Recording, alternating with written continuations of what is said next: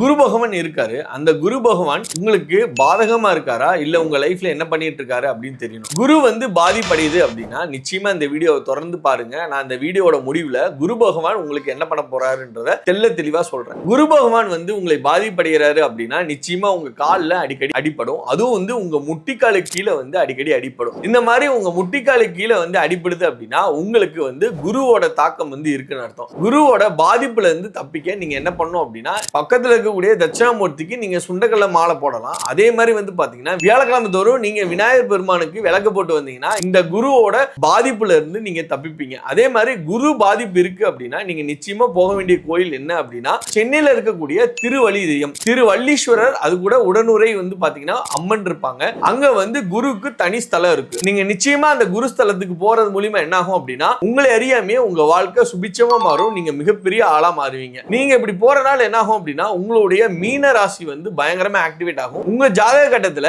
மீன ராசி இருக்கக்கூடிய வீட்டுல யார் இருக்காங்களோ, மேபி ராகுவோ கேதுவோ இல்ல புதனோ உங்க மீனராசி வீட்டுல உங்க ஜாதகத்துல இருந்தாங்க அப்படின்னா அவங்க பயங்கரமா பலப்படுவாங்க. உங்க வாழ்க்கையும் சுபிச்சமா மாறும். அஸ்ட்ரோ நியூமரோ வாஸ்து இது சம்பந்தமா ஏதாச்சும் சந்தேகம் இருந்துச்சு அப்படின்னா டைரக்டா எனக்கு டிஎம் பண்ணுங்க. உங்களுக்கு உடனடியாக நான் ரெஸ்பான்ஸ் பண்றேன். இந்த வீடியோ பிடிச்சிருந்தா லைக் பண்ணுங்க, கமெண்ட் பண்ணுங்க, ஷேர் பண்ணுங்க. மறக்காம மணி டிகோடர் சேனலை ஃபாலோ பண்ணி வச்சுக்கோங்க.